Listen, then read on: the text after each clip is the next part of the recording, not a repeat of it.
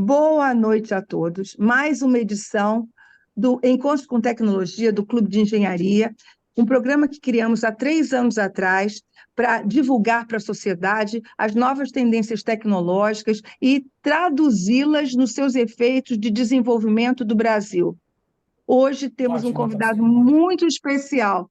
Fernando Peregrino é nosso conselheiro, é professor da UFRJ e está na FINEP neste momento, ocupando uma posição muito importante, tratando, sobretudo, da neoindustrialização do país, que é um vetor muito importante para nosso desenvolvimento. Hoje, Fernando vai trazer para a gente novidades sobre esse programa de neoindustrialização, as tendências tecnológicas que estão afetando e vão afetar a nossa indústria. E aí eu vou passar hoje a coordenação para Margarida Lima, minha querida amiga, companheira da coordenação do programa, junto com César Drucker, porque estou dando aula no Sebrae e não vou poder acompanhar vocês. Vou assistir o programa depois, morta de aperto no coração. Fernando, muito obrigada por estar aqui conosco. Margarida, a palavra está com você. Me despeço porque minha turma está me esperando. Olha, eles estão por aqui, ó. Olá, Fátima, muito obrigado novamente. Tá joia? Até logo, pessoas queridas.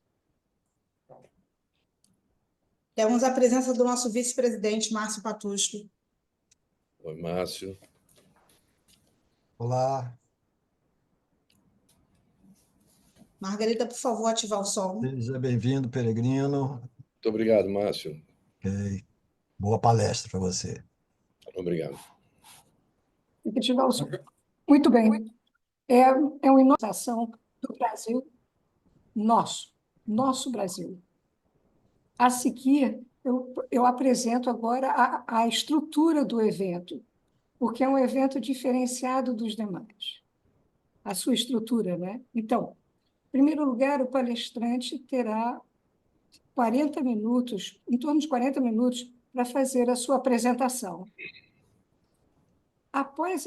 Como se diz, após a exposição e durante 20 minutos, o palestrante será entrevistado pelo nosso jornalista Miguel, com a presença do vice-presidente Márcio Patusco e da minha presença também. Os demais participantes, divididos em grupos, serão encaminhados para as salas de discussão, para debater o tema e indicar um relator para expor no plenário o que conversaram. Estão previstos 20 minutos para esta atividade e contamos com a participação de todas. Aqueles que não desejarem integrar as salas de discussão ficarão aguardando na sala de espera, o que lamentaremos muito. Ao final da entrevista do palestrante, todos retornarão ao plenário. E durante cerca de 40 minutos, os relatores irão expor o que conversaram nos grupos, podendo ser feitas perguntas ao palestrante. Certo? Porque isso aí tem que seguir azeitado.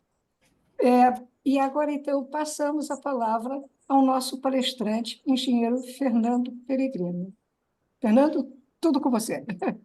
Obrigado, Margarida. Obrigado a vocês que estão aqui, o César, o Márcio, Michel, enfim, a Fátima, que já saiu, mas já nos falou e justificou a sua ausência.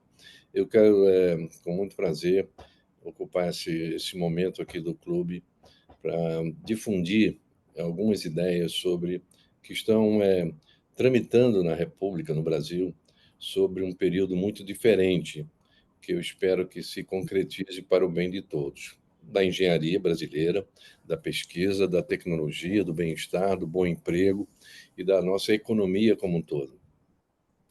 Margarida, você sabe que eu venho de muito longe, como dizia um velho amigo meu chamado Leonel Brizola. Eu não nasci hoje. Eu vim do CNPq de 1982, quando eu estava lá, onde se discutia no CNPq se a pesquisa deveria ser de A ou de B, de qual área, se era mais biologia, mais física, mais química, enfim. E a discussão era essa. Ninguém discutia a finalidade da pesquisa. Poucas vezes se discutia, a não ser os interesses mais corporativos de uma ou outra disciplina que agrupava cientistas de grande valor da nossa pesquisa. Bom, de lá para cá, a gente atuou muito, tanto o CNPq, eu trabalhei na FINEP, agora volto como chefe de gabinete, depois de ocupar algumas posições dessa área, como secretário de Ciência, Tecnologia e Inovação do Estado do Rio de Janeiro, presidente da FAPERJ. Então, eu posso dizer que eu vivenciei todo esse ciclo do sistema de ciência e tecnologia que, na minha opinião, buscava um destino. Buscava um destino porque não havia nada que o guiasse em direção ao desenvolvimento do país, que deve ser a finalidade de um sistema desse. É um sistema caro, embora careça de recursos sempre. É um sistema que é de elite intelectual, formado por pessoas de boa capacidade e de instalações laboratoriais muito sofisticadas. Para funcionar, tem que ser sofisticado, senão não é pesquisa. Eu vivenciei a COP. A COP é uma unidade da UFRJ muito vanguardista, né? Desde o seu fundador, Coimbra, quando ele vislumbrou que a engenharia, e olha que isso já é um prenúncio do que eu vou falar, ele vislumbrou o seguinte: a engenharia não é para o diletantismo dos seus pesquisadores, é para resolver os problemas reais da tecnologia, da empresa e da sociedade. Foi aí que ele criou a COP como um centro de pós-graduação. Começou com química, depois foi se espalhando, hoje são 13 programas da engenharia, nanotecnologia, enfim, todas as áreas de engenharia que a gente sabe que existem são organizadas academicamente na COP. Mas a finalidade que ele dava para a COP era um curso de pós-graduação, de mestrado e doutorado, para realizar pesquisa com os seus alunos, professores, e resolvendo problemas reais que a indústria tinha, o que a sociedade tem. Imagina, eu vou citar o exemplo da ponte Rio-Niterói, que une Niterói ao Rio de Janeiro, e tinham graves problemas de vibração e que foram contornados e resolvidos por um grupo da engenharia civil da COP, capitaneado pelo um deles era o Ronaldo, mas existem outros importantes pesquisadores, alguns que já morreram. Mas, enfim, o fato é que a COP resolvia os problemas difíceis de serem resolvidos, porque não havia nenhum precedente de uma ponte que vibrasse sobre a incidência de um vento, né, de grande velocidade. Não havia nenhuma coisa que já tivesse na prateleira para resolver. E a pesquisa da COP resolveu. Estou dando só esse exemplo, mas eu não quero falar do petróleo, da exploração de petróleo em águas profundas, da questão do sistema de segurança da engenharia nuclear. São todas soluções de problemas reais feitos pela engenharia. Enfim, ele dava um destino à pesquisa científica e tecnológica. Então, o nosso sistema de ciência e tecnologia, embora tão diverso, ele nunca ocupou uma posição de destaque no sistema econômico, tecnológico brasileiro, a não ser em alguns tópicos, em alguns problemas que realmente ele contribuiu, mas não como um sistema.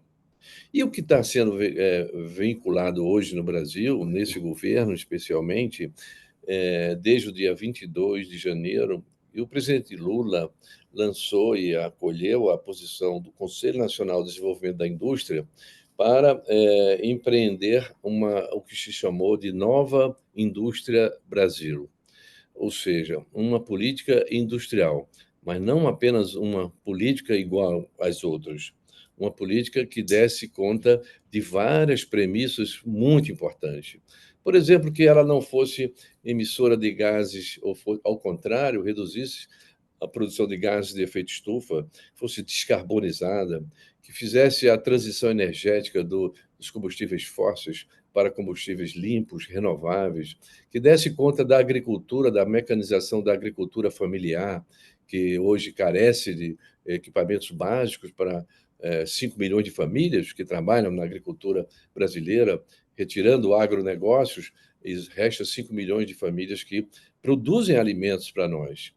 São eles os produtores, eles não produzem soja, eles não exportam a carne, eles não exportam outros produtos, café da nossa agricultura. Eles produzem os produtos que alimentam o povo brasileiro. Então, eles são carentes por exemplo, de máquinas que minimize o esforço do produtor rural e facilite a produção e aumente a produtividade também. Esse é um dos problemas que essa nova indústria ataca. Ela é organizada de uma forma de missões. Eu quero dizer primeiro que ela é uma política explícita. O Brasil gosta muito de discursar sobre política. É muito comum os políticos fazerem dos seus discursos uma política pública. Mas a política pública é algo mais do que só o discurso. É importante que venha da boca do político seus compromissos, mas neste caso ele precisa ser explicitado. E essa nova indústria, chamada Nova Indústria Brasil, essa nova política, ela vem explicitamente dizendo o que se quer. Aí qual é a vantagem disso? A vantagem é que você pode criticar abertamente com dados e, quem sabe, mudar também se tiver errado. Então, essa é a primeira vantagem que eu vejo nessa política, é uma política explícita. Segundo, ela foi construída em forma de um debate, não foi de cima para baixo unicamente. Ela reuniu não só o governo, seus ministérios, suas agências de fomento, a FINEP, o BNDES, o Ministério da Ciência, o Ministério da Agricultura, o Ministério da Educação, enfim, 21 ministérios que dizem respeito ao que tocam, tangenciam o tema da indústria, como também reuniu a Associação de Empresários, a Confederação Nacional da Indústria, enfim, tantas outras associações, e de trabalhadores também. Ao todo foram 42 entidades públicas e privadas que se reuniram durante muitos meses em grupos de trabalho para formular essa política. Portanto, não é uma política, como a gente chama, top-down. É também top-down, mas ela é, sobretudo, democrática e mais horizontal do que se costuma fazer nos gabinetes. Terceiro aspecto que eu destaco dessa política, ela tem metas físicas, não é só metas conceituais, aumentar a produtividade, coisas do tipo. Ela trata de metas físicas.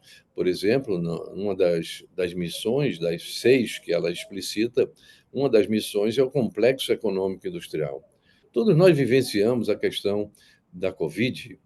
Durante a Covid, muitos brasileiros morreram porque a gente não tinha os insumos farmacêuticos, que eram aqueles que produzem as vacinas, ou a vacina, que tanto o mundo queria.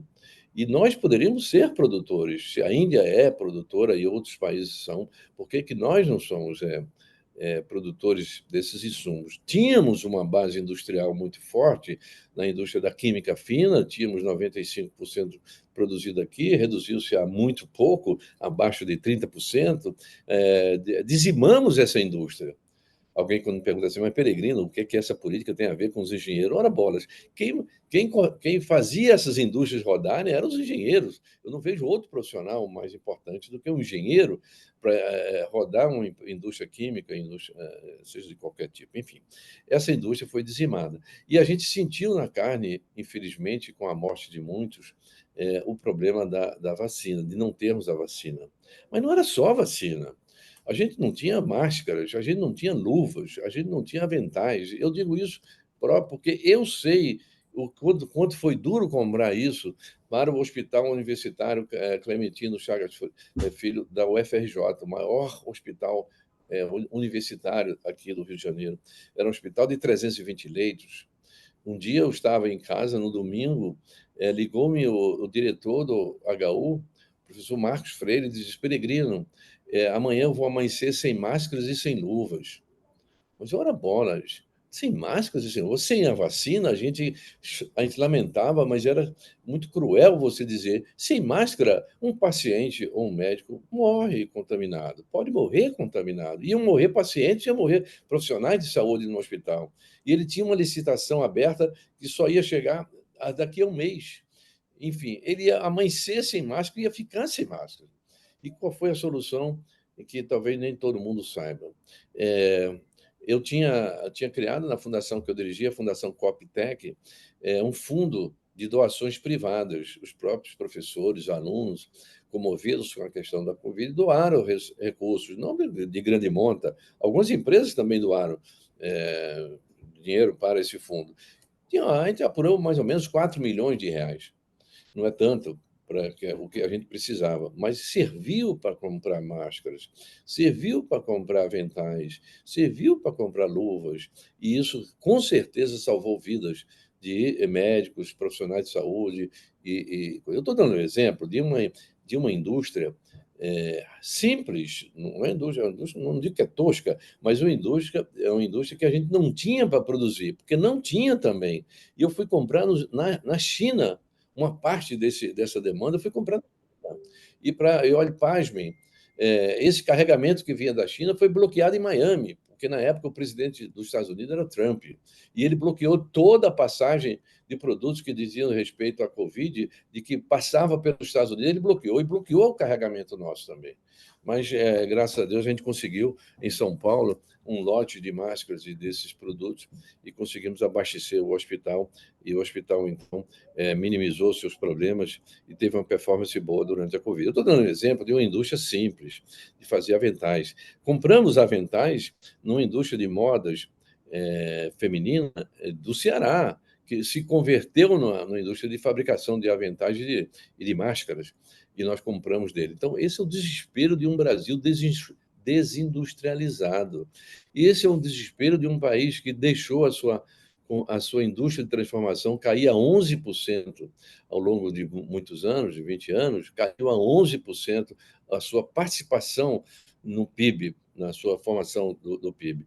Esse é o problema real. Não é PIB, não é estatística, é um problema real de não ter equipamentos e produtos de alta relevância. Então, esse problema todo demonstrava de que o país deveria ter uma política explícita, deveria ser bem formulada, deveria ter metas físicas a alcançar, deveria ter um prazo para maturar essa política, para ser executada, e o prazo dessa política que eu estou falando é de 10 anos, não é um prazo tão longo, mas é um prazo melhor do que um prazo curto, então ela está prevista de 10 anos. É uma política multissetorial. Ninguém faz indústria sem educação da sua mão de obra, sem formação de engenheiros, de outros profissionais também correlacionados, até também de saúde. Ninguém faz uma indústria tecnológica, uma indústria do século XXI, sem ter tecnologia, sem ter laboratórios, sem ter instituições de pesquisa, um sistema de CIT forte, sem ter a energia para movê-la. É um insumo principal, a energia. A energia não só é energia, o que a gente já tem, já sabe, e que é predatória do clima, que é a energia dos produtos do petróleo, não renováveis, mas temos energias eólicas, energia eólica, temos energia renováveis em larga escala, enfim, sem a política de educação. Então, é uma política multissetorial, porque se vocês leem o documento dela, de quase 70, 80 páginas, ela tem todas as dimensões explicitadas. Eu vou dizer para vocês que estão nos vendo e ouvindo quais são as missões fixadas por essa política. A primeira é a agroindústria, desenvolver as cadeias agroindustriais, aquilo que eu falei logo no início, visando a segurança alimentar, nutricional e energética do nosso povo. Então, é um objetivo social e vai ser alcançado com o fomento à indústria, à agroindústria familiar, com a mecanização, com insumos biológicos para não predar o ser humano, não contaminar os alimentos, fazer alimentos saudáveis. A missão 2 dessa política é fomentar e desenvolver o complexo econômico e industrial de saúde, reduzindo a nossa vulnerabilidade em termos de recursos, equipamentos médicos, insumos e produtos farmacêuticos para o SUS, que é o grande sistema provedor de serviços para a população. Terceira missão é a infraestrutura.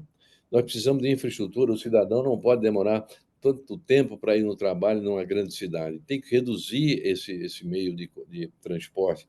O saneamento tem que ser implantado, grande parte da população não tem saneamento básico. Enfim, desenvolver a infraestrutura das grandes cidades e das médias cidades também. Isso é uma das missões. A quarta missão é transformação digital da indústria para ampliar a produtividade. Sem a produtividade, o Brasil continua caindo a sua complexidade da sua economia. Eu vi outro dia um gráfico produzido pela Universidade de Harvard sobre complexidade das economias. O nosso país, infelizmente, é o único que tem caído. E o resto dos países que a gente vê mais industrializados, não só a Coreia, o Japão, Estados Unidos, China, a curva é ascendente nos últimos 20 anos. E esse indicador é muito importante, porque ele mostra que a economia se tornou mais rude, mais pobre. E quando você diz isso, você diz que a produtividade é mais baixa, e se a produtividade é mais baixa, seus preços serão piores e você venderá menos na economia, no mercado mundial. Não é à toa que o Brasil participa com apenas 1,2% do mercado mundial de bens e serviços. Para você ter uma ideia, o México produz e participa com 3%. Então, isso é um reflexo de falta de política econômica, industrial robusta. A quinta meta é bioeconomia, descarbonização, transição e segurança energética. Ou seja, o Brasil precisa aproveitar seus recursos naturais, não de uma forma predatória, derrubando a floresta. Os biomas não é só o bioma da Amazônia, é o bioma do Cerrado. Esses biomas têm que ser mantidos para a preservação do clima. O clima é uma mensagem assustadora do que será o futuro da humanidade se ela não cuidar disso. Então, a bioeconomia fomenta isso, porque ela vai fomentar produtos que são intensivos em não carbonização e não emissão de gases de efeito estufa. E a missão 6, tecnologia de interesse da soberania e da defesa nacional. Nenhum país pode esquecer de que precisa ter soberania na formação da sua indústria de base, a indústria de defesa. Bom, um dos objetivos também da política industrial, da nova indústria brasileira, é adensar as cadeias de valor do país. Vocês sabem, todo mundo sabe, esse discurso é velho, o Brasil é rico no subsolo também. Ele é rico na floresta, ele é rico na sua costa enorme de 8.000 quilômetros, ele é rico, tem um patrimônio genético muito importante, mas ele também detém minérios estratégicos debaixo no seu subsolo. Infelizmente, esses minérios não estão sendo aproveitados como deveria ser. Nós temos capacidade, por exemplo, de produzir os ímãs dos motores elétricos. E hoje, uma das tecnologias mais importantes para descarbonizar, sobretudo o transporte, que é um dos grandes emissores de gases de efeito estufa, é usar o motor elétrico. E esse motor elétrico não pode prescindir de um rotor. E esse rotor é feito com ímãs que são extraídos a partir de minerais que estão debaixo da terra. E o Brasil é importador desses ímãs. E esses ímãs são feitos, por exemplo, para os rotores das hélices que movem a energia eólica. Esses rotores são todos importados. São todos importados e não precisaria ser importado. Adensar a cadeia de valor dos nossos produtos é fazer com que este material que está debaixo da terra seja transformado em ímãs para poder abastecer a indústria eletrônica, a indústria elétrica, para produzir os motores que nós vamos precisar para eletrificar boa parte da nossa frota. E, enfim, esse é o país que a gente desenha, que a política desenha. Eu, sinceramente, tenho muitos anos e militei muito nisso, mas ver uma política desse tipo deve unir o país, pelo menos aqueles cidadãos que querem o bem do país, querem uma indústria tecnológica baseada no conhecimento, que não o deixe tão vulnerável como ele está. Talvez eu deva ficar aqui, Margarida, não sei se eu devo me estender, mas eu posso ficar aqui. E vocês, por favor, me provoquem, porque eu estou aqui totalmente à disposição. Mas essa exposição inicial mostrou os aspectos principais da política, pelo menos como ela foi organizada.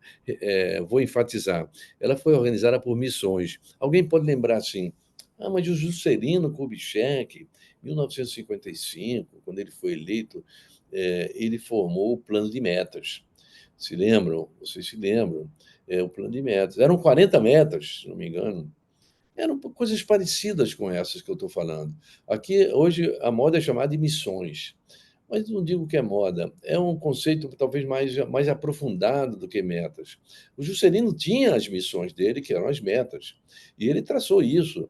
Claro, não vou entrar no mérito, mas ele industrializou com a importação de capitais, de tecnologia, talvez ele tenha deixado o Brasil menos nacional, com os capitais estrangeiros implantando a indústria automobilística, talvez ele tenha deixado, mas ele estava na meta, no caminho que o Getúlio fez de industrializar. Ou seja, o Getúlio viu que na indústria poderia estar a soberania e a produção de bens e serviços que ele precisava. E o Juscelino tocou o barco, bem ou mal.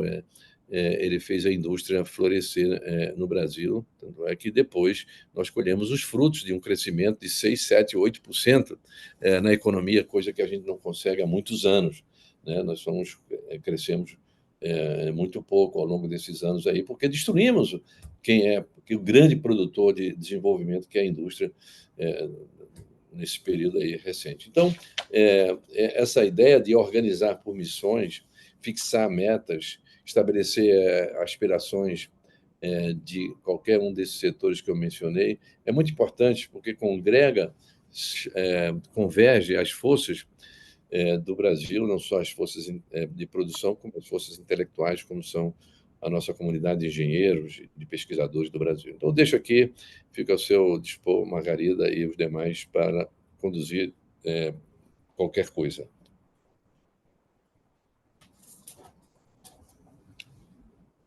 Está sem som, Margarida.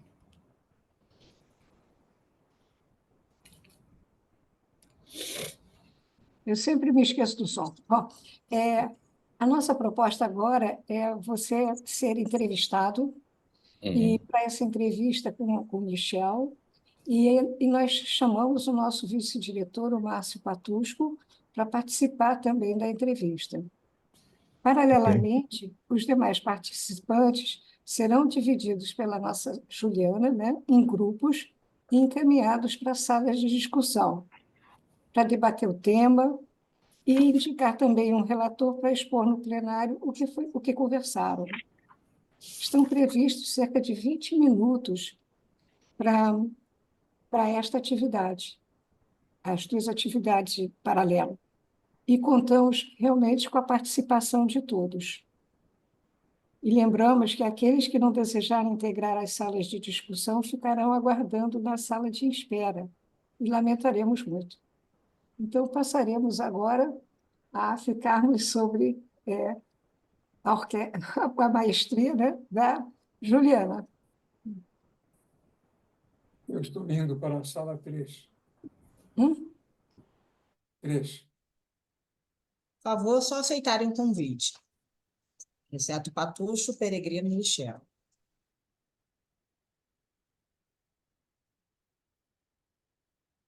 Boa noite. Boa noite, Patusco. Boa noite, Peregrino. Boa noite, Michel. Tudo bem? Vou aguardar mais um pouquinho enquanto estão distribuindo os grupos, né? Isso. Juliana, seria grave. Voltei. Patusco, voltou, pois é. Cadê Patusco?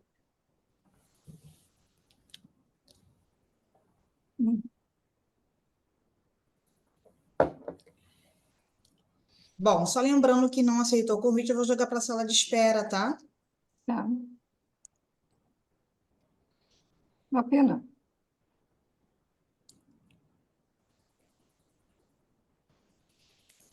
Eu saí e voltei. Isso, exatamente. Uhum.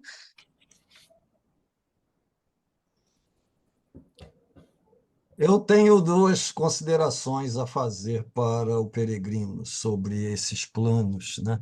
Peregrino, você sabe, o Clube de Engenharia, né, nós temos 20 divisões técnicas, né?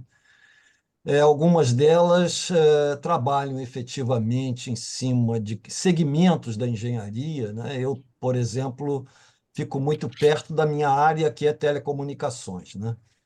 E na minha área, né, a gente tem uma série de dúvidas sobre o CNDI e como as coisas vão serem controladas, né? Então, o fato é o seguinte, né?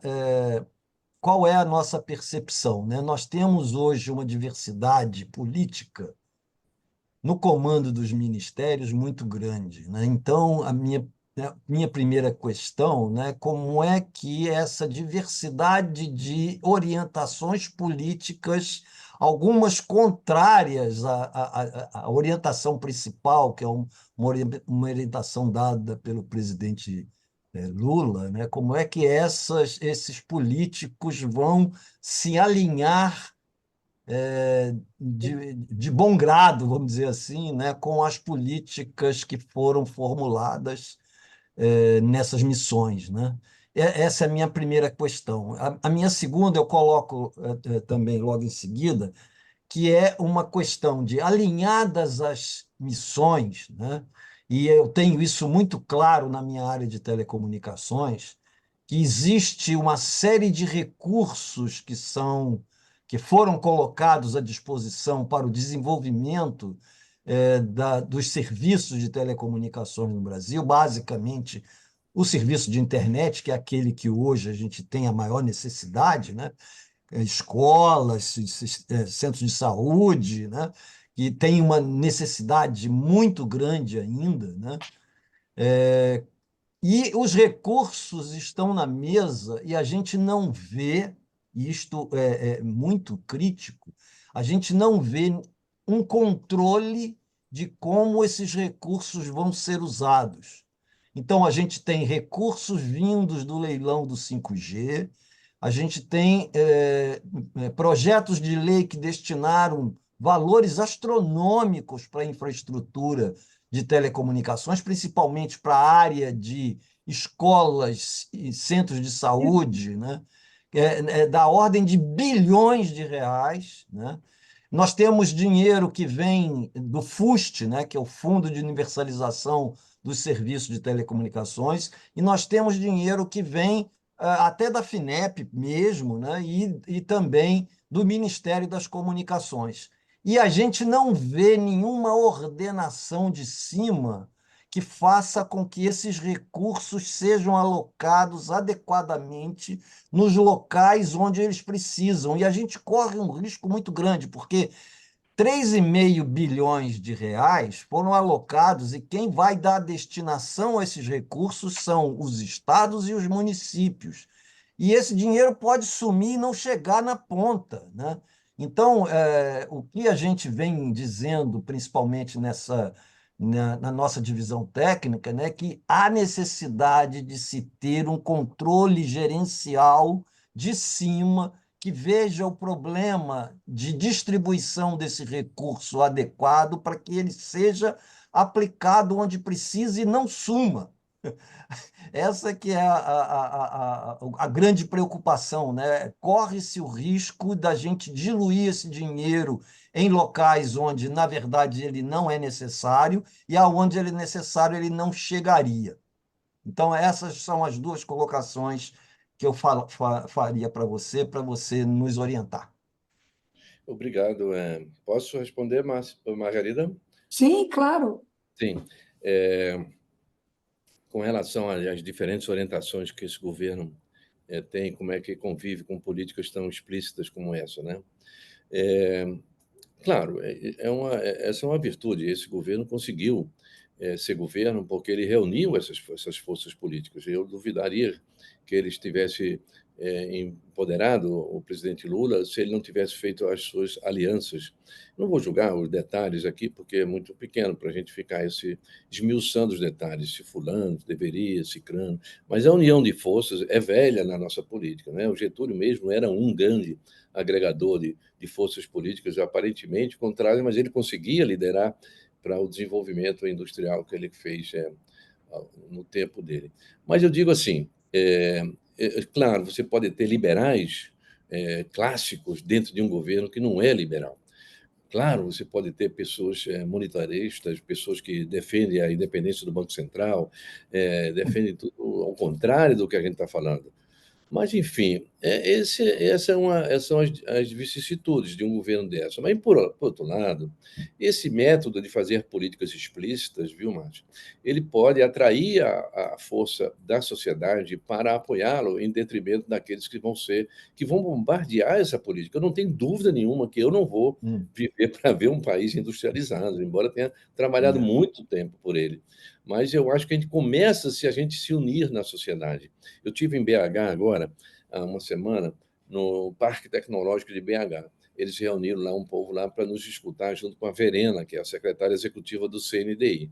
Então, nós discutimos isso. E eu disse, gente, se a Universidade do Brasil, que é responsável por 95% da produção de conhecimento científico, notadamente 16 das 95 universidades, são grandes produtoras do conhecimento científico que esse país faz.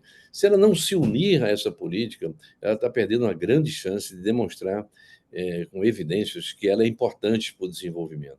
Porque sem a universidade eu não vou ter engenheiros, eu não vou ter pesquisa para resolver problemas gravíssimos na energia, na questão da saúde, por exemplo, essa tecnologia de CART-cell, que salvou vidas, que está começando a salvar vidas, que reduz o câncer do linfoma a zero, com simples manipulação, simples, não complexa manipulação do sangue do paciente, ele salvar vidas de uma pessoa condenada à morte ou a viver sob morfina, é uma tecnologia que o Brasil dominou. Está lá em Ribeirão Preto com a USP, e nós vamos fazer o teste não é uma vacina, dessa tecnologia agora, e ela vai se tornar apta a ser distribuída pelo SUS.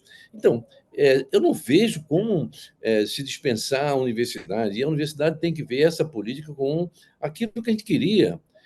Política industrial não é só para industrial, não é só para empresário, ao contrário, eu acho que deveria tirar a mão dos empresários e botar na mão da sociedade, porque o futuro dessa sociedade brasileira, a sua autonomia de decidir seu futuro, seus destinos, está na mão de uma economia forte, uma economia que exporte com valor agregado.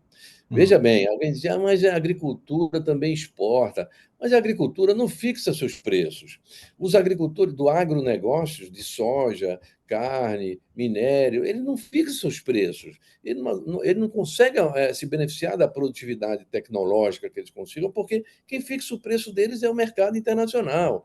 E essas bolsas de produtos agrícolas, de commodities, ela fixa o preço ao benefício dos países que se enriqueceram, já estão ricos. Então, se a gente não partir para a indústria de manufatura de alto valor agregado, nós não vamos ter renda para produzir educação e saúde. Então, essa diferença que você falou é desafiante. Nós precisamos conviver com elas, porque nós estamos fazendo uma política num sistema democrático também. A Coreia, quando ela começou a romper esse ciclo de economia de baixa intensidade em tecnologia, começou a evoluir, ela tinha um regime não é muito democrático, entendeu? A China não é exatamente um regime democrático. Então, alto lá, a gente está se fazendo agora. Quando a gente se faz agora, já tem um prejuízo, porque aqueles que cresceram, como diz o coreano que escreveu aquela tese chutando a escada, ele diz claramente, os países ricos que subiram no topo da montanha, ou no topo da plataforma lá, chutaram a escada. Nós não vamos subir essa rampa com o beneplácito e o apoio desses países industrializados. Por quê? Porque nós temos as matérias-primas que eles precisam, nós não podemos usar as nossas matérias-primas, usar para nós mesmos, nem um mercado, 200 milhões de habitantes. Ora, isso eles querem também. Então, é preciso entender que não vai ser fácil. O Darcy dizia que o Brasil tem que criar o próprio caminho dele se desenvolver. Isso é importante a gente assimilar. O caminho tradicional de subir aquela escadinha dos países que já se industrializaram, nós não vamos poder fazer. Porque você tem a OMC, você tem a OMP, você tem o FMI, você tem todas essas organizações dos países industrializados que vão olhar com você já com prevenção, não vão deixar você crescer. Você pode crescer ali e acolá, mas não todos. Então, com essas coisas, eu quero te falar o seguinte, não nos amedronta. Agora, se a sociedade, clube de engenharia, associação dos engenheiros, dos médicos, dos profissionais de todas as áreas, não abraçarem uma política, não estou falando abraçar dogmaticamente, eu estou falando criticar a política, mas abraçar essa saída para o Brasil, francamente, o futuro vai ser muito, muito ruim de novo, entendeu? Eu sou otimista, embora tenha já 5 netos, já tenha vivido muito, mas eu sou otimista e creio que eles vão viver dias melhores do que eu vivi e que você também, nesses tempos difíceis, né? De um país desindustrializando-se, primarizando-se novamente. Né? Peregrino, o exemplo de telecomunicações é clássico para nós, né? Eu lutei contra a privatização do sistema. Eu Pois sabia que esse fuste Eu tinha noção, eu olhava para o FUST todo dia, eu ia no CPQD, reuni com o pessoal do CPQD, que eles tinham muita esperança que o FUST fosse para eles. Enfim, É. eles fizeram, sei lá, dilapidaram isso. E a própria indústria, né, Peregrino? Porque em 1988, o Brasil destinava, atendia a demanda de 70% da necessidade do mercado brasileiro. Em 1988, 70% do mercado brasileiro. Em 98, quando houve a privatização, né, depois de Collor e de Fernando Henrique, né, já era 40% só. Hoje em dia, não chega a 5% do mercado de telecomunicações fornecido aqui dentro. É o que aconteceu com a indústria química que eu falei, dos fármacos. Eles destruíram a nossa indústria. A gente tinha uma indústria forte. Tínhamos Exatamente. 90%, 95%. Hoje só é 5% ou 10%. Tem que aumentar essa participação da indústria local, porque é estratégico. Eles não vão Exatamente. nos fornecer na hora da crise, eles vão manipular nossa decisão com base desses suprimentos. Então, é uma questão estratégica. Agora, várias coisas conspiram contra nós, contra eles e a favor de nós. Primeiro, as políticas de industrialização têm sido disseminadas pelo mundo inteiro. Vários países desenvolvidos estão fazendo políticas desse tipo, não iguais às nossas, mas fazendo políticas. Outro dia eu estava com um embaixador da República Tcheca e ela queria cooperação internacional. Eu perguntei, embaixadora, quais são as prioridades lá do seu país?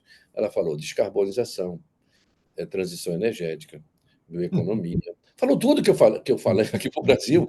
Todos estamos nos unificando nas prioridades, porque o clima democratizou, os danos foram democratizados no mundo. Se você usa indústria à base de petróleo, você está contaminando o clima, prejudicando o clima de todo mundo, não é só o seu clima.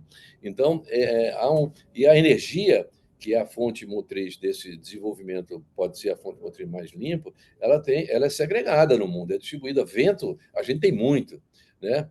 Biomassa, a gente tem muito, não é todo mundo que tem. A nossa matriz energética revela isso, nós temos uma grande participação das energias renováveis. Então, a gente tem que cuidar disso. Nós temos rios ainda não explorados, há muitos, né? Muito, muito, muito. Deus nos deu assim a saída, né? Agora vamos ver se o homem não faz. Faz o dever, né? Michel, alguma pergunta? Posso sim perguntar. O que eu estava aqui pensando é o seguinte, né? A gente ouviu nessa questão da desindustrialização, né? Além de o Brasil nunca ter atingido, né, uma industrialização máxima, né? Quer dizer, a gente retroagiu, né? A verdade é essa, foi mostrado aí. Mas o que se ouve, né, muito é que grande parte disso, né, foi porque setores econômicos optaram por importar produtos mais baratos, né, de fora, pelo o fato de outros países produzirem muito mais baratos e aí na competição, na comparação, né, até próprias indústrias brasileiras optaram por importar, né? Então, queria saber sua opinião sobre isso e como enfrentar esse problema, né? Michel, aconteceu um outro fenômeno em paralelo, que é a financiarização da economia. Aqui é o paraíso do capital financeiro. Aqui quem ganha dinheiro não é o empresário. O caminho do dinheiro é claramente os bancos. Ali se ganha dinheiro. Você põe o dinheiro na poupança que ela vai render 12%, 13%. O empresário nem sempre consegue a rentabilidade do seu capital na base mais do que 10%, entendeu? E quem fica sentado na cadeira ganha 12%, 13% sem fazer nada. Essa financiarização destruiu o caminho do dinheiro, que poderia ter ido para a produção e para a produtividade. O custo que você fala que o produto brasileiro não elevou-se na produtividade é porque não houve investimento nisso.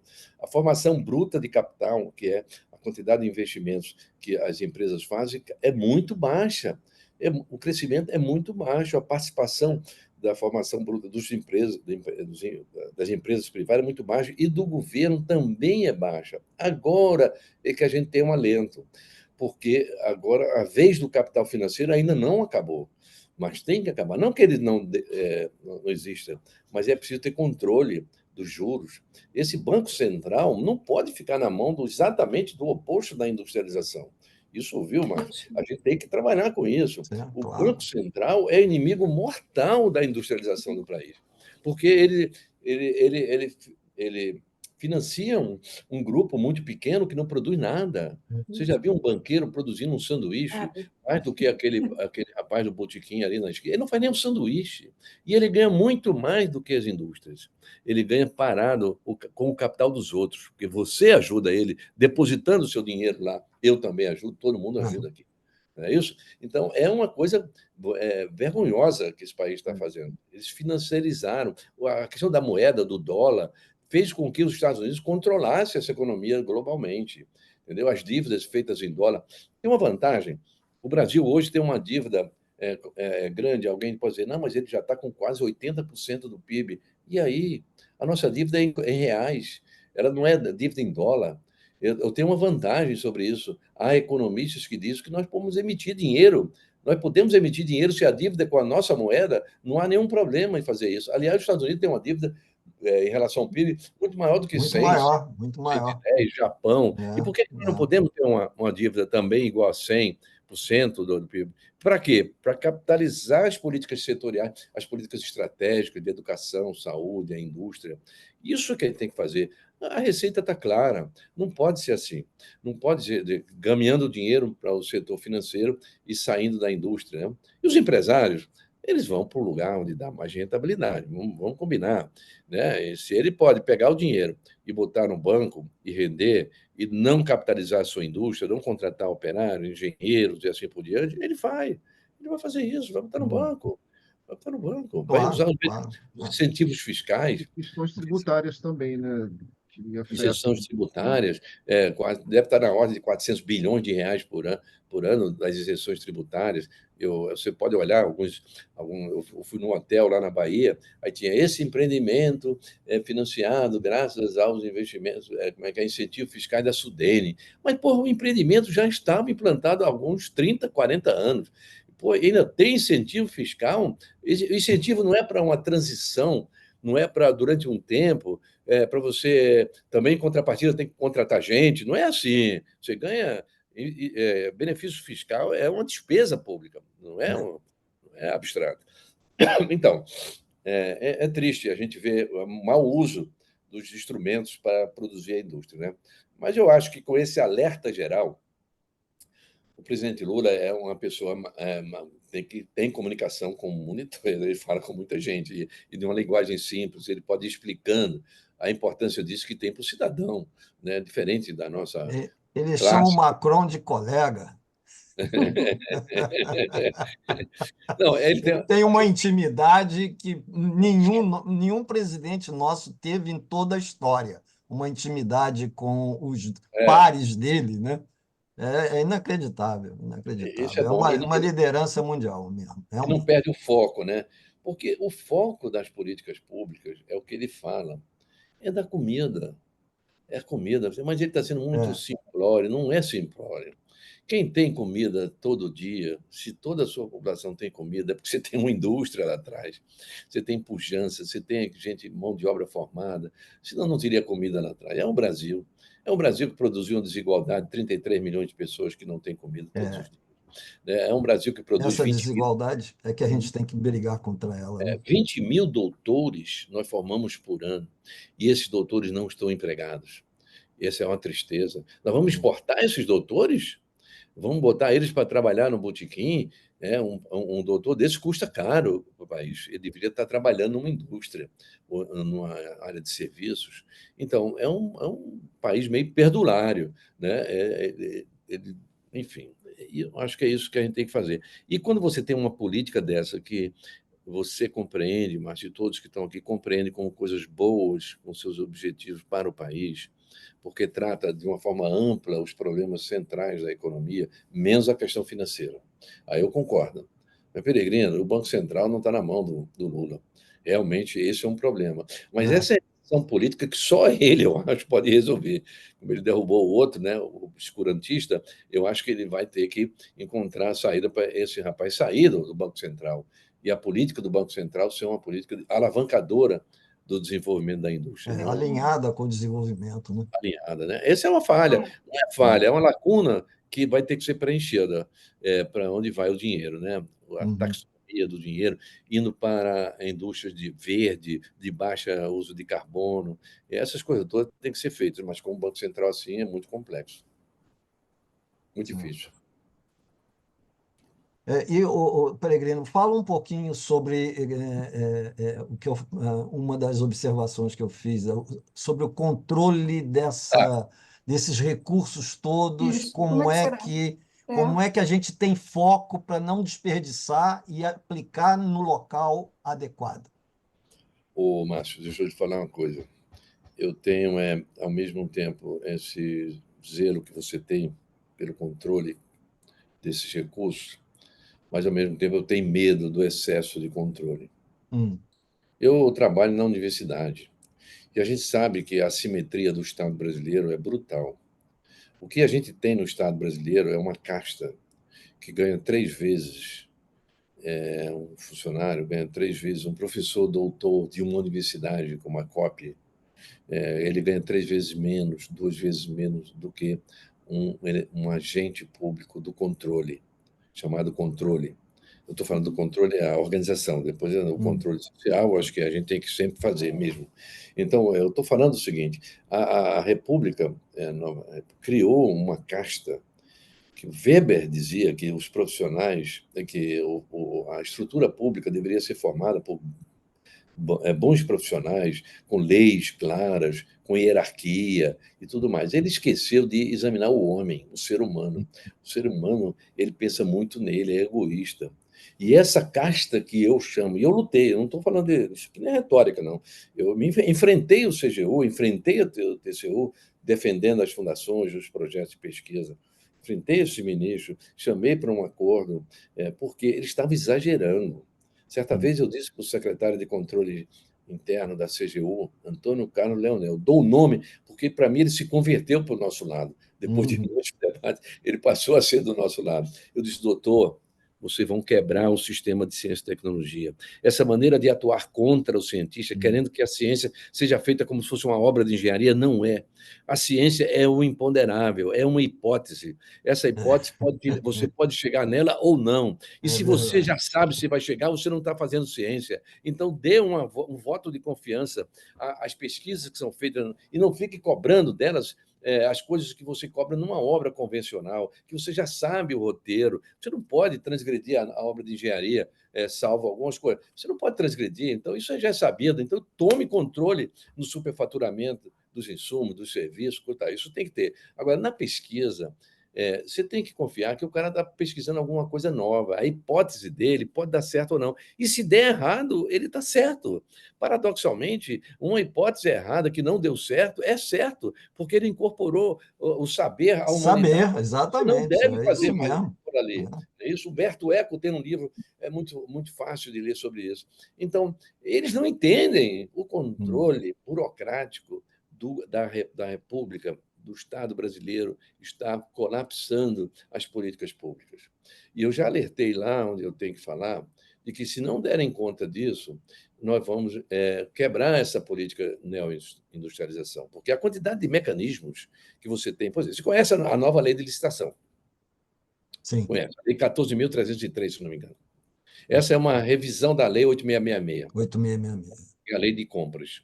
Ela tem coisas maravilhosas, entendeu? Você dizer que você vai escolher a sua licitação aquilo que melhor interessa à administração pública. Que é coisa mais subjetiva do que isso? Imagina um fiscal com essa coisa na mão. Ele vai dar um tiro em você, se você escolher o que você acha que é o melhor, entendeu? Ele vai dizer que não é o melhor, entendeu? Então vai ser uma disputa e você vai perder, porque ele é que tem a força, né, do Estado, ele é o paladino da justiça, ele é o honesto e você é desonesto.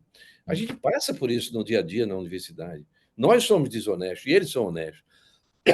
Certo dia, eu pedi para falar com esse chefe do controle, porque eu estava meio chateado. Eu ia para os seminários sobre controle com o CGU, aí o analista falava uma coisa, eu tentava demover ele, e aquilo ficava aquela lenga-lenga, e eu falando com o analista do TCU.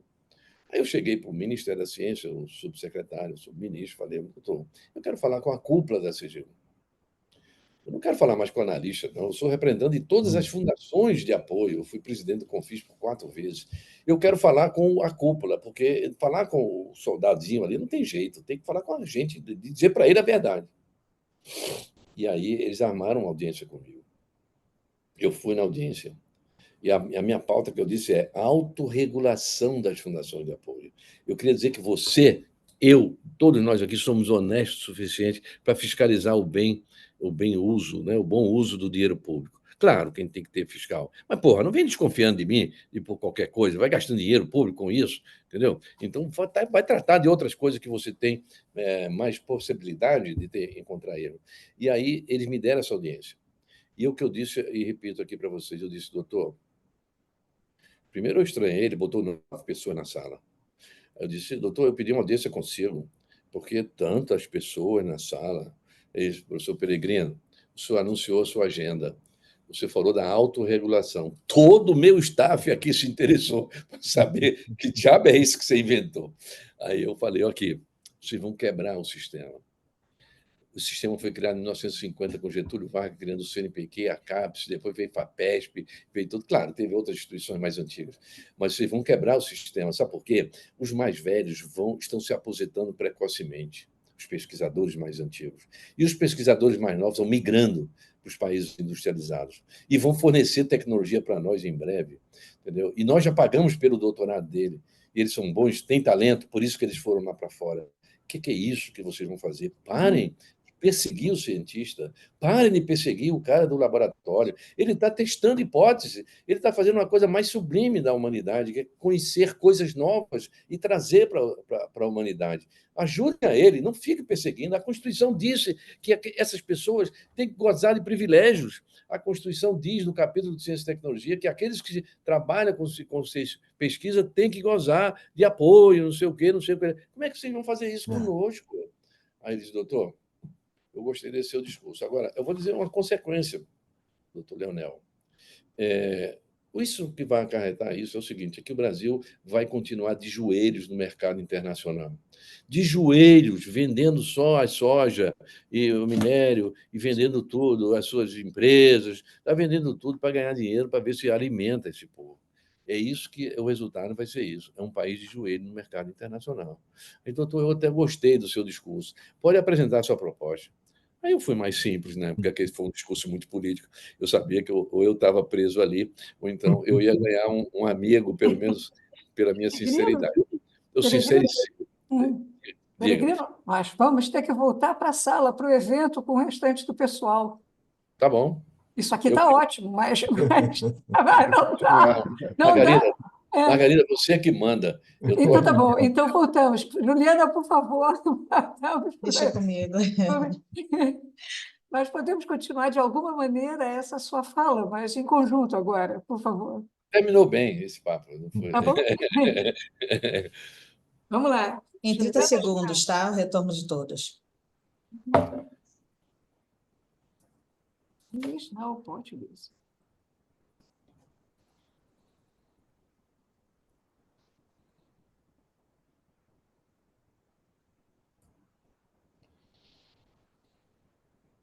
Pronto? Voltamos? Um momento, um momento.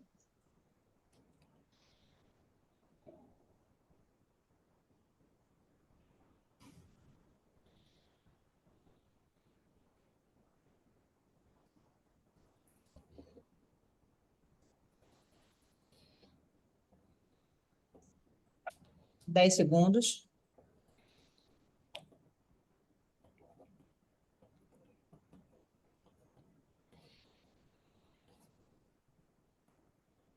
Ok. Ok. Podemos? Posso falar? Ok. Opa! Sejam todos bem-vindos. Peregrino se entusiasmou na entrevista, estimativas que depois o nosso jornal do Clube de Engenharia estará com um artigo riquíssimo sobre a entrevista do Peregrino, sobre as perguntas do Patusco, né? E agora, então, voltamos, então, ao plenário, né? E para o Peregrino ser, então, interpelado, né? Com os representantes de cada um dos grupos e para eles apresentarem suas conversas, enfim, as suas questões, e perguntar ao Peregrino a opinião dele também, a visão dele sobre tudo isso. Eu começo, então, com o nosso grupo, que foi composto pelo Jorge Almar, o Richard Stefan e o Anderson Ramos, que é estudante. E eu acho que você tem que falar mais alto. O nosso grupo foi composto pelo Jorge Almar, pelo Sim. Richard Stefan e o estudante Anderson Ramos, que, aliás, é muito bem-vindo. Nós gostamos muito de Tem estudantes que aumentar. aqui. Sim? Não está César, ouvindo, você não? tem que falar mais alto.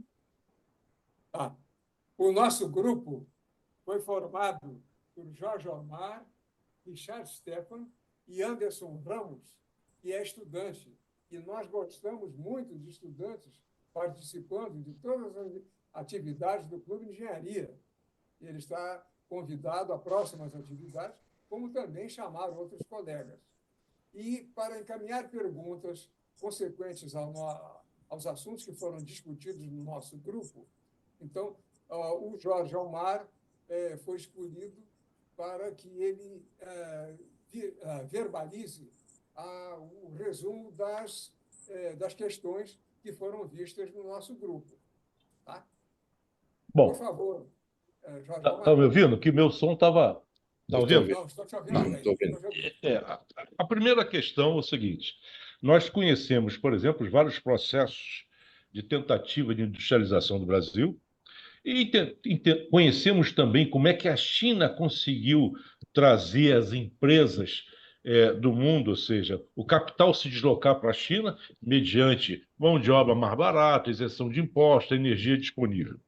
Então, a primeira pergunta é a seguinte: nós teríamos energia firme disponível para, vamos dizer, bancar esse processo, ela se tornar atrativa a ao capital industrial para se associar com empresas brasileiras ou vir para o Brasil por ter disponibilidade? Outra coisa, e mão de obra qualificada para atender essa demanda. Essa seria a primeira pergunta em duas. E a segunda pergunta, que foi uma discussão, é o seguinte: já houveram planos anteriores, em governos anteriores, que teoricamente estavam bem estruturados e não encaminharam. Qual seria o grande diferencial desse novo plano de reindustrialização em relação aos outros? Posso falar? Sim, por favor. claro. Obrigado, Jorge, pelas perguntas que você trouxe do grupo. A primeira, como é que a China trouxe o capital às empresas, se a gente teria condição, energia, força para fazer um papel semelhante. Eu acho que a gente não vai copiar a China. Não vai copiar a China. É um país de formação milenar, uma cultura muito diferente da nossa, um regime político diferente, que está se tornando um capitalista de Estado, o nome que se dê. Mas o fato que eles têm, por exemplo, uma diferença, eles têm um congresso de 2.000 pessoas. Eu estive lá visitando a principal universidade deles, a COP estabeleceu um convênio, que depois é que o Lula foi assinar o convênio, a gente assinou primeiro. A gente fez uma cooperação na área de energia de baixo carbono, com a Tsinghua University, que é a principal, número 1, que deu o Hu Jintao, que deu esse presidente hoje de lá, tudo é engenheiro. Tudo é engenheiro, parece que os engenheiros tomaram conta do governo da China. Então, por isso ela cresceu. É por isso que ela cresceu. Então, eles têm uma visão boa, uma visão prática, pragmática, realista dos processos. Então, eles conseguiram modelar-se com base nessa cultura, num governo relativamente verticalizado. Não existe muita conversa lá, você sabe muito bem disso.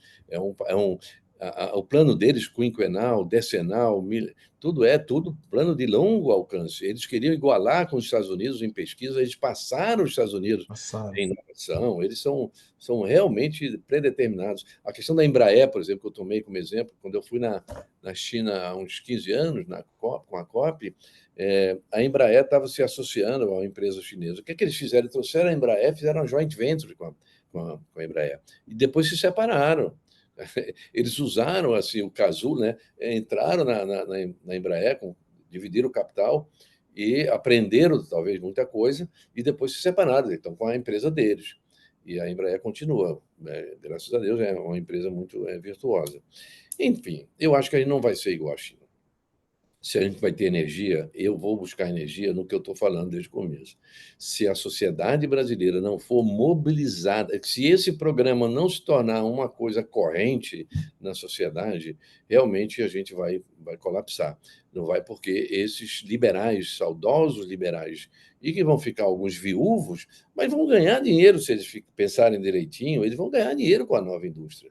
Mas se eles teimarem e fizerem isso vai acabar como a gente costuma ver os governos, né, com grandes dificuldades. Mas eu acredito que a gente tem externalidades positivas.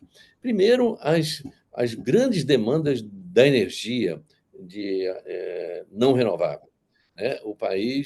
O mundo está vivendo um aquecimento global a olhos vistos, né? Todos estão sentindo o efeito do clima e que é causado pelo efeito estufa. E esse efeito é produzido pela emissão de gases que os combustíveis fósseis fazem. Então, ou se trata disso, ou nós estamos condenados.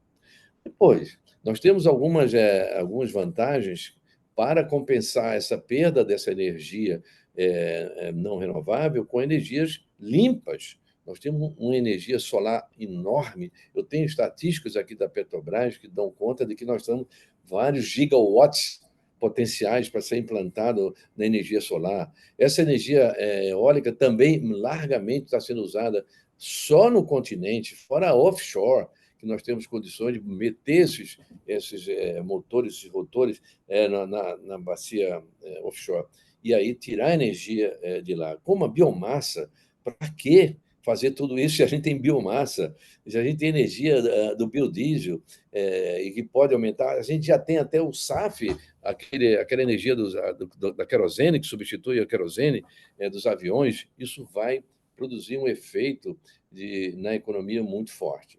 Temos mecanismos financeiros também invejáveis. Temos o banco, o BNDES. A FINEP está recebendo os recursos que ela nunca teve na história dela, dos 57 anos. Ela tem o FNDCT pleno. Ela, esse ano, executou, nesse ano que acabou, 10 bilhões de reais.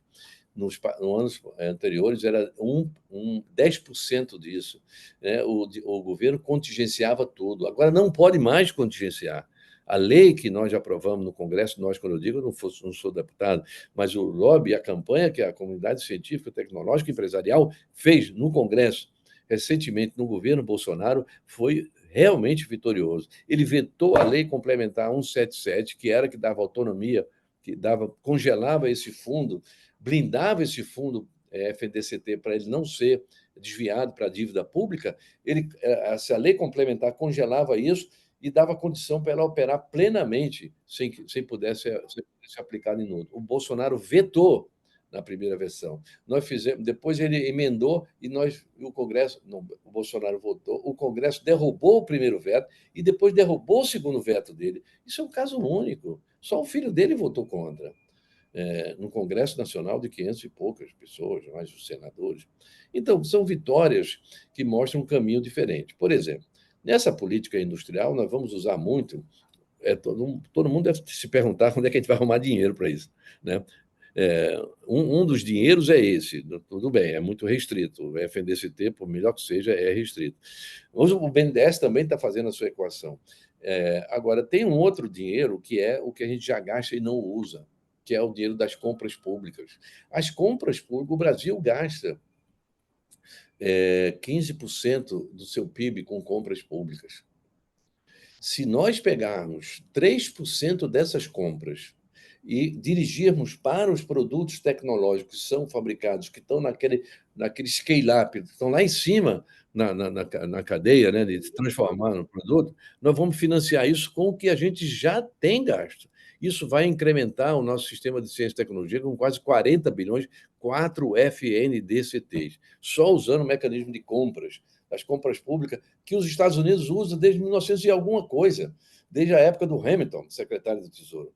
E aqui agora que a gente está aprendendo a fazer as compras públicas dirigidas, porque essa lei, Márcio, do jeito que eu lhe falei, essa lei 14.000, que revisa a lei 866, que é a lei da compra, a lei das compras, ela permite que você faça isso, que você dirija as compras para os produtos tecnológicos, novos produtos tecnológicos, e dê margem de preferência. Por exemplo, um produto tecnológico tem que ganhar uma margem de preferência. Essa margem na nova lei é 20%.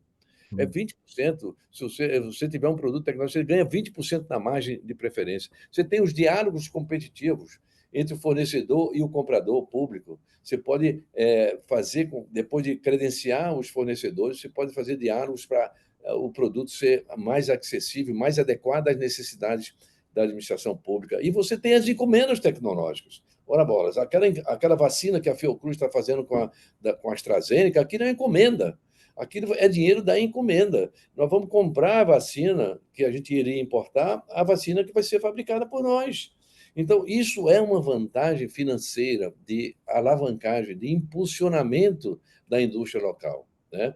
Então, e temos capacidade humana. Vocês sabem, a nossa engenharia ela foi destruída, a engenharia consultiva, sobretudo, né? Foi dizimada pelos governos que passaram, né, com a privatização, importava qualquer coisa, né? Mas eu acho que a gente manteve um grupo ainda técnico importante da engenharia que pode participar e deve participar, porque não há inovação sem engenharia. Eu estou convencido disso. É claro, tudo que se cria tem que ter uma engenharia, mesmo nas ciências biológicas, tem que ter uma engenharia, né? Engenharia que transforma aquele projeto básico, aquela ideia, num bem que possa ser industrializado. Então é isso, eu não sou pessimista, eu sou otimista. O mercado regulado de carbono, por exemplo, né? O mercado de carbono está sendo instituído pela lei que está no Congresso, já aprovou no Senado, vai aprovar na Câmara, e nós vamos ter um mercado oficial de carbono. O que é isso? Aqueles que reduzirem as emissões vão ganhar um crédito, esse crédito vai valer dinheiro. Eu vou vender meu carbono que eu não emiti, e eu vou vender para quem está emitindo. Então, eu vou equalizar a produção de gases de efeito estufa. É um grande mercado, dizem que é muito grande. Enfim, é isso. Acho que a gente tem o nosso modo de construir a nossa indústria. Não é igual à China, não é igual à Coreia. A Coreia é um regime autoritário. A Coreia do Sul não é a Coreia do Norte que eu estou falando. A Coreia do Sul não é um regime muito democrático, não se enganem. Ali foi feita a transformação com a mão um pouco de ferro ali do governo, né? Os Estados Unidos não, já fizeram há muito tempo, a Europa já se industrializava muito, aí era fácil, não tinha ninguém para impedir. Mas agora a gente está impedido, então a gente tem que ter nosso próprio caminho, né? E Deus nos deu esses recursos naturais, sol, mar, oceano, energia dos oceanos, deu tudo, né? Falta, como diz o Darcy Ribeiro, uma elite. Mas eu não vou falar dele, que é Darcy Ribeiro, que eu gosto muito dele. Mas ele tem um ensaio que fala que o Deus não deu, foi aí, uma elitezinha mesquinha, né? Muito mesquinha, egoísta, né? É isso. Pois não, eu pergunto à Juliana se há outros grupos e quais são os líderes desses grupos para trazerem aqui as perguntas ao nosso conferencista. Não, apenas o de vocês mesmo. Um grupo formado. Pois Agora, desejamos saber se alguma pessoa gostaria de fazer uma pergunta ao palestrante. Mais pessoas gostariam de perguntar.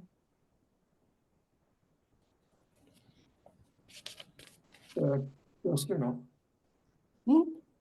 Silêncio? Não apareceram. Não apareceu? Olha, Fernando Peregrino, é uma pena desperdiçar o seu conhecimento. Sim, claro. Eu participei, agora no mês passado, de um seminário realizado pela FINEP, em que o coordenador foi exatamente Fernando Peregrino, e esse seminário foi extremamente valioso. O título dele era Neoindustrialização em Novas Bases e Apoio à Inovação das Empresas.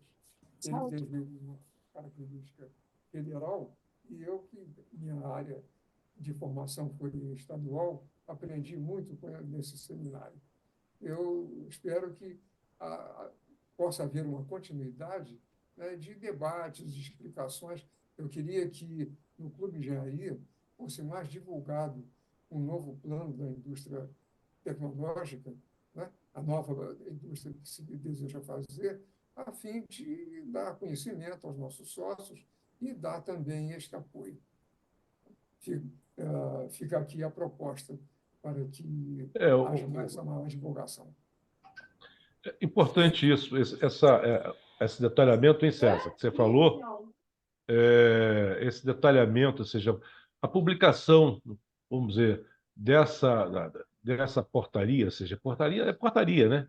Que fala Não. É um conjunto proposto pelo Conselho Nacional do Desenvolvimento da Indústria, tá? E é um relatório grosso. Tá disponibilizado isso. Já É está, né? público, é público. Não, é que eu não. É sim. Está na Então, internet. Está na internet. É só Tá. baixar. São 100 páginas. a proposta para Tá, trazer na perfeito. internet Valeu. para os nossos associados.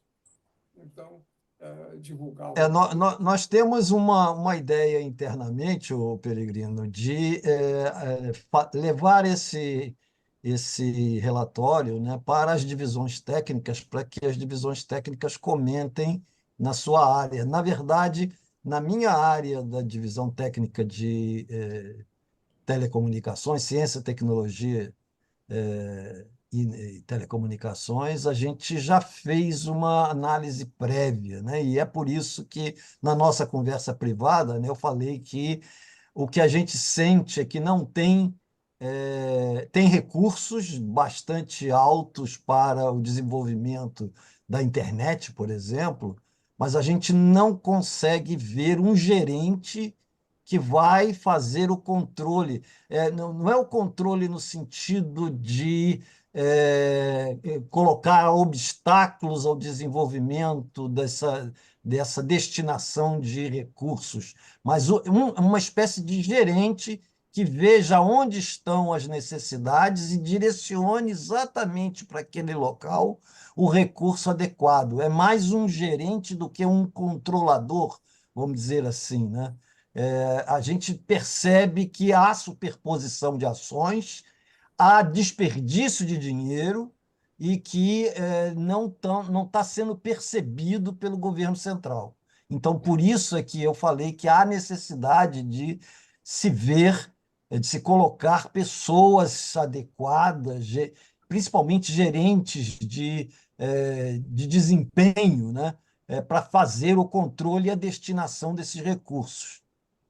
Você tem toda a razão. Eu não detalhei isso.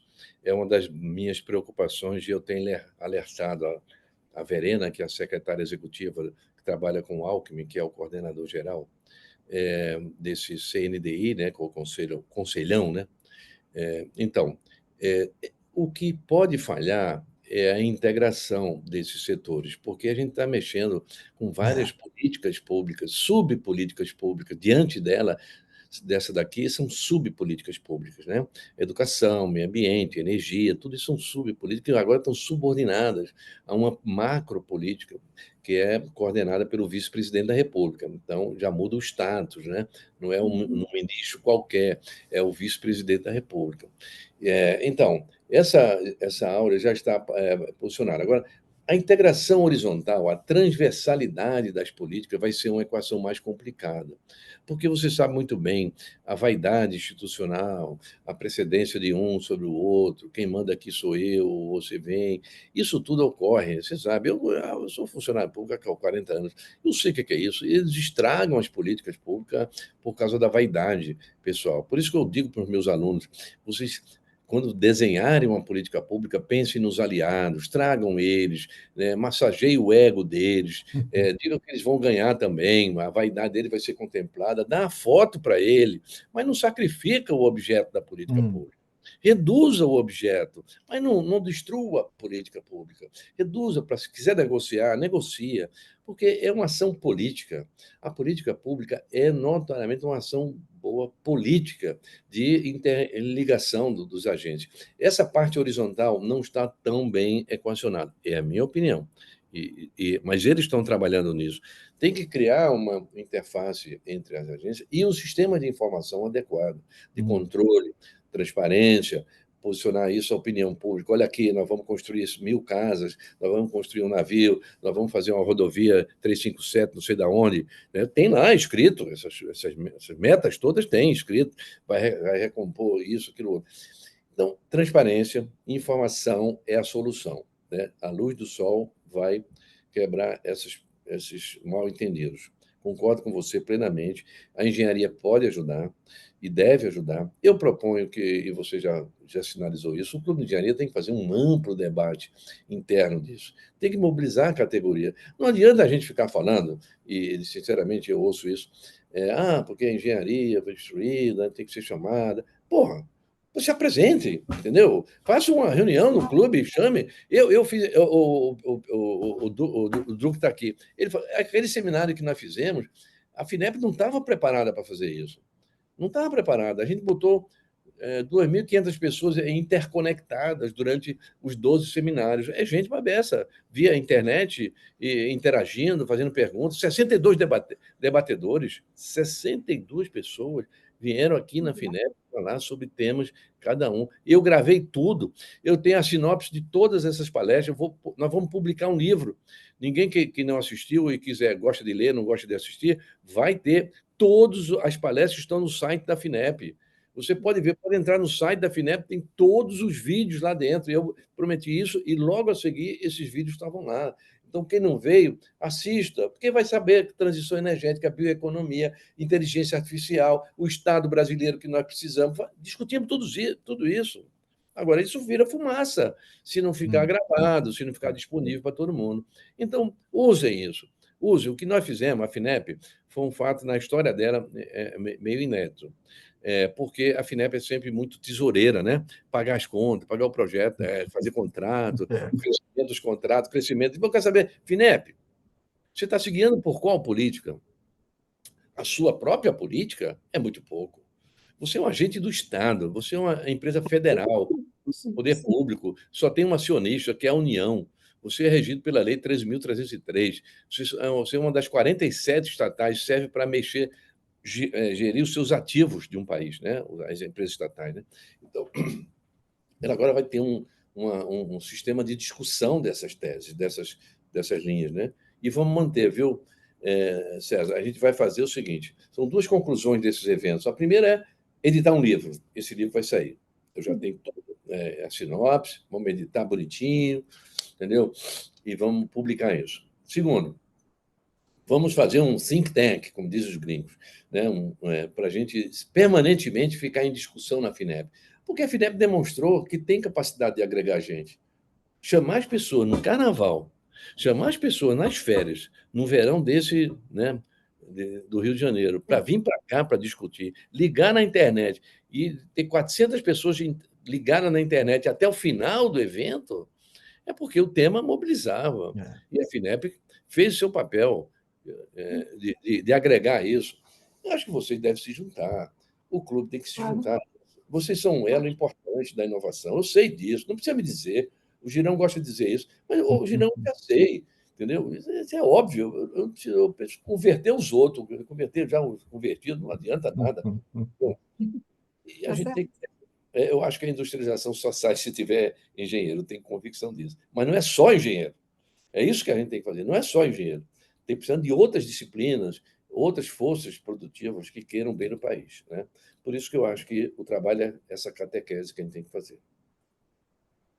Muito boa a sua presença, Fernando, para que a gente tenha essa alavancagem de apresentar para os nossos sócios ideais, objetivos, mostrar que há um esforço coordenado no sentido do progresso do país. Não fica só em palavras ou então em mais um plano. Eu acho que pode haver essa colaboração, sim. E há pessoas bem intencionadas com certeza vão ser simpáticas a essa ideia. Mas então, Margarida, Sim, como nós não temos outras perguntas, eu acho que podemos chegar aqui ao final dessa fase do nosso encontros. E eu queria dar uma notícia muito boa, que o próximo encontro, no mês de abril, que ocorrerá no dia 3, que era a primeira quarta-feira, terá como palestrante o nosso presidente, Márcio Eleugerio Girão Barroso. Que é, com certeza vai falar sobre esse assunto. Vai ser um dos que ele vai falar, com certeza. sim, sem dúvida. Bem, Então, Margarida, lamentavelmente, vamos finalizar. E, Peregrino, foi um enorme prazer tê-lo aqui conosco, termos dado no clube, trazer todas essas informações. É um desafio enorme no contexto que nós estamos, muito, muito grande. É ter que fazer um esforço muito, muito grande. Mas acreditamos que consigamos. Eu acredito que consigamos, sem dúvida alguma. É nosso país, né? É a nossa vida. Gostaria de que César fizesse as palavras finais, né? E depois passaremos a palavra, então, para o Peregrino, para ele finalizar. pois não, fazendo uma ponte do passado para o futuro, então nós temos um estudante. Fala um pouquinho mais alto. Mais alto. Fazendo uma ponte do passado para o futuro, nós temos aqui um estudante, e eu posso dizer a ele que continua-se a lutar e trabalhar pelos seus ideais. E a idade não diminui isso, não. Pelo contrário. Você pode ver que pessoas com muita experiência estão aqui entusiasmadas ainda. Tá? E que nossa experiência possa ser transmitida também para os jovens. Esse é um dos nossos objetivos. Eu queria agradecer imensamente ao Fernando Peregrino, engenheiro, nosso associado, e que desempenhou cargos importantes, está desempenhando atualmente, que está aqui conosco, nos informando de tanta coisa boa, tanta coisa importante para nós. Muito obrigado, Fernando, e esperamos que talvez no futuro, ainda em outra ocasião, você esteja conosco. Tá? Então, Eu acho que vale a pena, né, Drucker e Margarida, a gente colocar para o Fernando Peregrino, né, que nós estamos, o Clube de Engenharia, né, está alinhado com essas missões do CNDI Sem e nós dúvida, isso é vamos importante. apoiar em torno Sim. das nossas revistas, Isso. do portal, em todo o auxílio que precisar Sim. do Clube de Engenharia, nós estamos totalmente alinhados com as ideias que estão dentro do CNDI. Exatamente amanhã, na nossa reunião, a gente já vai iniciar esse processo, né? Creio que sim, Exatamente. amanhã já. A nossa revista de março, né, Peregrino, Sim. vai focar exatamente a neoindustrialização do Brasil. Esse é o nosso foco da revista de março do clube. Eu creio que as nossas DTEs também precisam se voltar para isso, né? As nossas DTEs que têm Exatamente. de várias Na verdade, eu já acionei as DTEs e estou esperando alguma solução de volta deles, né, das DTEs. Então, das divisões técnicas. Eu realmente acredito, então, vamos ver. Eu estou com você quando você menciona da importância disso ser feito agora. Não podemos deixar para diante nem colapsar. É fundamental que tenha sucesso, senão realmente vai ser uma tristeza. Isso. Gostaria que você, Peregrino, fizesse suas palavras finais para nós encerrarmos o evento. Obrigado, Margarida, obrigado, Márcio, obrigado, César, obrigado, Adriana. Para mim foi muito bom voltar aqui, mesmo virtualmente, ao clube. Eu não tenho tido tempo, estou aqui na Praia do Flamengo a essa hora, e com muito prazer que eu volto falar para um grupo tão especializado, tão importante, né? E a nossa instituição secular, que é o clube. E realmente o desafio final que vocês estão colocando, e essa frase final dizendo que vocês estão alinhados, é muito importante. Sim. Muito importante para quem está se esforçando em vencer os obstáculos que você citou, Márcio, tantos obstáculos internos e externos ao governo, artigos publicados desviando as coisas, mal contando as histórias, com saudade do liberalismo selvagem, do Paulo Guedes e essas coisas todas que todos nós conhecemos. Eu vou lá, no dia 14, eu vou fazer uma palestra semelhante na Bioquímica do Fundão. É um centro que não tem nada a ver com engenharia, aparentemente, mas eu vou convocá-los a aderirem à nova indústria, porque sem a nova indústria não vai ter renda para financiar a pesquisa que eles estão fazendo. E eles já compreenderam isso. Então, eu vou na universidade, como fui em Minas Gerais na semana passada, no FMG, no Parque Tecnológico, nós temos que fazer campanhas de pregação nesse sentido, de ganhar as mentes. Essa é a defesa dessa política. A defesa da política não está no controle burocrático, nem da força militar, está na vontade da nação de mudar esse país. Ser colônia, consciente que é colônia, não é para nós. No Brasil tem orgulho, né? Tem amor próprio. E o clube é vanguarda nessa coisa nacional. Né? Obrigado, Margarida. Obrigado a vocês todos. Eu estou à disposição. Obrigada a vocês. Se quiser, podem me convocar, tá bom? Foi Será ótimo. sempre um prazer, sem dúvida alguma. Obrigado, Obrigado a você, obrigado. Fernando. Boa noite, Boa então, noite, a todos. boa noite a todos. Boa Boa noite. noite. Boa noite. Obrigado. Que voltemos a nos encontrar. É isso aí, até a próxima. Até breve. Até Tchau. breve. Tchau. Até mais. Certeza. Tchau a todos.